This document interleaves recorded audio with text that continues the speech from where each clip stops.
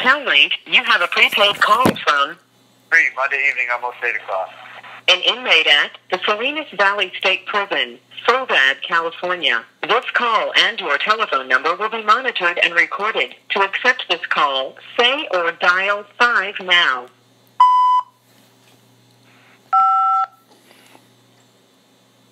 Thank you for using Global Tellink.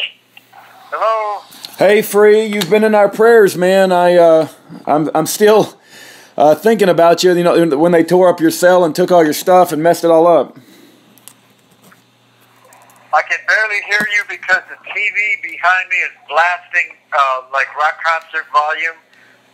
So say again, something about prayers, what? I just said you're in our prayers, and I know that, you know, when you told us they came in your cell and messed up all your stuff, and I hope, you know, that, I don't know what I expect any different from the guards, but I just pray the Lord delivers you from this very soon. Well, so far, I mean, I'm still alive. So far, they continued the nightmare today, making me spend almost the entire day going through all my stuff and telling me that this little box of a few cubic feet, they said everything that I put in that box, shoes to put in that box, and I can have that, and everything else in the cell they're putting down in storage, which the last few times they've done that means they're destroying it. So the first thing I grabbed was all my music, because that can never be redone. I'd rather lose even all my legal stuff than my music. That's my life's work. Right. So, you know, the problem is I can't get copies of it here. There's just no way will there ever be time in a lifetime to rewrite all that stuff, a second copy off the one copy I've got. So until I can get copies or until I go home, I've got to see if I can keep that stuff from being destroyed. So anyway, they were going to take even the food I recently got sent in a package and my clothes and everything, down to my toothbrush, I guess. And this real maniac guard, just out of his mind with sadism and evil hatred. And he's like a child, like a really evil, sort of a satanic, devil-possessed child. Very childish in his ways. So he's running the show. Fortunately, I just worked myself to just about a nervous breakdown and finally had to take a break, and he let me go outside. You know, the yard is open, all the rest of the prisoners are out there, and I happened to run across the sergeant that's over him in their, you know, their official capacity, and he was part of this thing, and here early in the morning telling me to put all the stuff in this little box too, but when I told him that the guard was taking all my food and everything I just had sent in, and my Bible even, and all that stuff, he said, no. He said, stepped in and said they weren't going to take all that stuff. So maybe that was the answer to some of these prayers. You're talking about yours and some other people here who saw what they've been putting me through. And hopefully he'll, you know, they'll be a little more reasonable on keeping those kind of things in the cell. And the rest, I mean, I'm just praying that it won't be destroyed down there at their storage place here in the prison. They have destroyed it before. They destroyed everything in March 15th of 2011, they destroyed 31 boxes full of stuff. I know that sounds like a lot of property, but don't forget when the federal government did the tobacco case against the tobacco companies, they had literally thousands and thousands of large boxes full of discovery evidence documents. So it's not unusual in a court case to have 20, 30, 40 big boxes of stuff if you do your case right and thoroughly. And I've had many cases going on at one time. I got over 50 false rule violation reports. That's 3 cases each in 3 levels of the courts. I've got over 7 or 8 parole hearings I'm challenging both on habeas corpus and federal courts and state courts. I mean, it can easily get up into 100, 200 cases real fast and easy. So it's not, they shouldn't think it's unusual to have like 30 boxes of property. So anyway, that probably sounds like a lot to most people that just don't know what it takes to be doing the legal work in here. Have you found out about the warden? Have you found out about any word on whether the warden is staying or leaving or?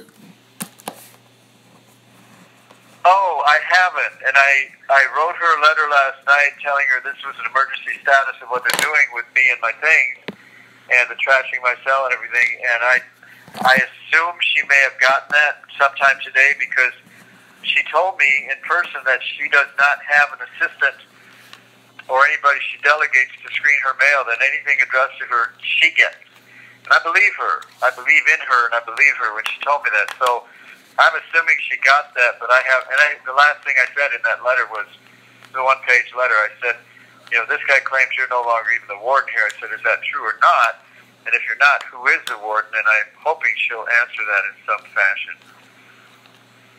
Okay. I wanted to, let's see, and all this stuff I'm referring to, like the 3552 and your letters, and my notes in your file that I keep for you, all that stuff may be taken away by tomorrow, and I won't even have the stuff to refer to in these phone calls. And this has happened time and time again. This has been the normal course of my life until about 2 years ago when they stopped doing all this abuse. I mean, most of it they backed off on. But until then, it was like this horror, this nightmare that I'm going through right now, today and yesterday, was just about every day of my life for 30-some years. And it was so nice to be out of it, to think that things had changed.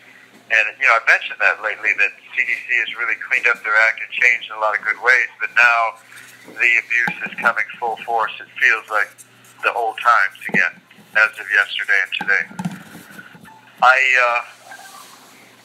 I want to get into the 3552 further, but now I had it all set up here exactly where I was going next, and it was something important that kind of went along with the flow of what we're doing, and now, for the life of me, I can't find or figure out what it was, because all my stuff has gotten disrupted so badly.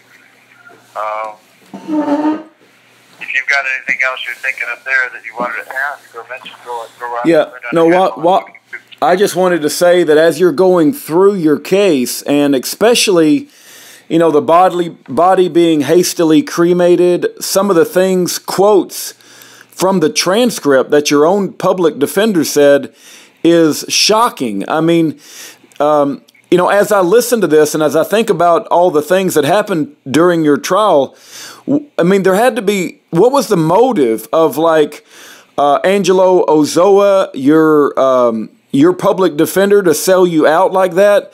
I mean, do you think they were paid off in the back, behind the scenes, or what do you think was the motive of? Well, I can speculate, but on the one hand, this call and your telephone number will be monitored and recorded. I'm concerned that any speculation on my part might dilute the fact that I've got all the proof of the event, even though I don't have the facts of the motive. So if I go into my speculation on some of the motive, first of all, I don't even know if it's true or not. That's why it's speculation. And second of all, it may do more harm than good to go into that because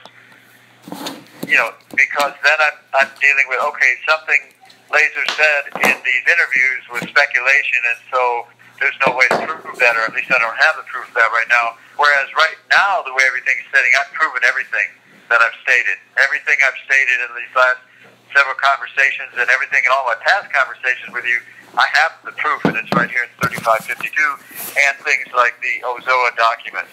So Ozoa, what I can say about Ozoa is that obviously it wasn't just my case, so that does not fit into a situation like with the prosecutor, my defense attorney, just targeting my case. In the case of Ozoa, it is a situation where he's done this on other cases, and probably many cases, and the Nelson Galbraith case is just the case where he got busted and absolutely proved that it was fraudulent and falsified, and the San Jose Mercury News was running news articles for apparently an entire year to 2 years before, during, and shortly after my trial about all kinds of messes with the whole coroner's office down there, with bodies decaying and not being carefully preserved, all kind of evidence being fabricated and left to mold, as they did in my case. They let clothing mold, and the phone that had his blood handprints on it, they let it get moldy because they didn't even refrigerate it. All that kind of stuff was going on in the coroner's office in Santa Clara County for at least a year, and maybe up to 2 years. That's just the time that the news investigators were reporting on it. as far as how long it had been going on, it might have been for 10 years. There's talk that it was a lot more years. And then, so again, none of that is speculation. So I like saying the things that are proven, the things that have a factual basis that nobody can contest, and that keeps my credibility out of a situation where somebody can say that I added in any speculation. So that's why I mentioned the Azzoa thing in terms of that. In terms of the prosecution, I believe that I'll say this much, and it's not like borderlines between proof and speculation, because statistically it would be. This call and your telephone number will be monitored and recorded. I believe that there's one of the most astonishing frauds in judicial history of this country that's gone on in Santa Clara County judicial system for decades, up to my case, and whether it is still today, I don't know. They may have cleaned house on some of the stuff, but I believe they've been pre-screening all the jury pools. The reason I say that is because there's so much corruption in Santa Clara County that people like Rob Warden, I think his last name is Warden or Warner, I think it's Warden, a very well-known, nationally well-known writer on judicial matters and criminal matters, worked for the Chicago Times in 1983 when my conviction happened. He told my wife that Santa Clara County was known as the most corrupt county in the United States. And the United States has,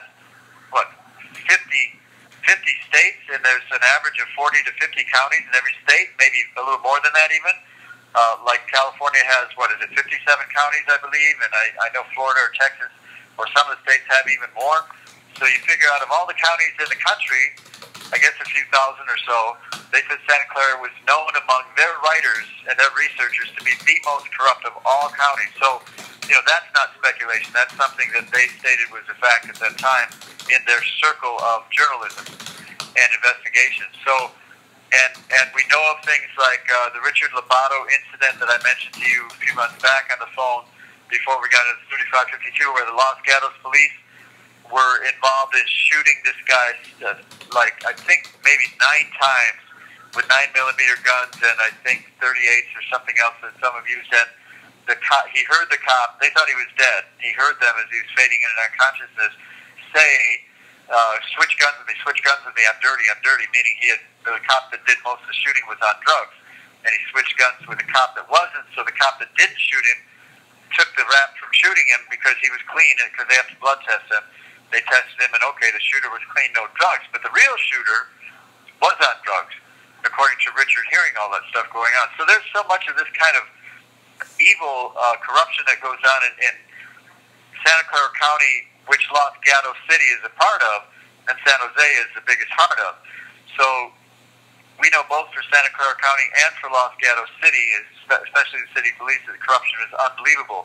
So based on the fact that 2 full jury pools, over 100 potential jurors, not one of them owned a firearm. Every one of them was questioned about whether they owned a firearm. And not one of them believed in firearm use enough to own one. To me, statistically, if you take the times of what was happening in San Jose area, Santa Clara County area, at that time and for years and years previously, the crime rates and such, I think it would be statistically impossible, like mega trillions to 1, that you could have 2 jury pools like that many people that did not believe in firearms enough to own one, unless all those jury pools were pre-screened to where they were going, okay, here, we've got a case that's a self-defense case, let's make sure we only put juries on the potential jurors in this jury pool to be selected from that do not believe in firearms. They have the power to do that even back then with their computer systems and the information gathering that they have on all the voters and all the people with driver's licenses. So I say that that's not speculation. Statistically, I think that's a provable fact. And so I think my whole, jury panel was pre-screened. So that's just another factor. Any one of these things should be enough to warrant. You have 60 seconds remaining. Major investigation and, reversal of my conviction and a new trial.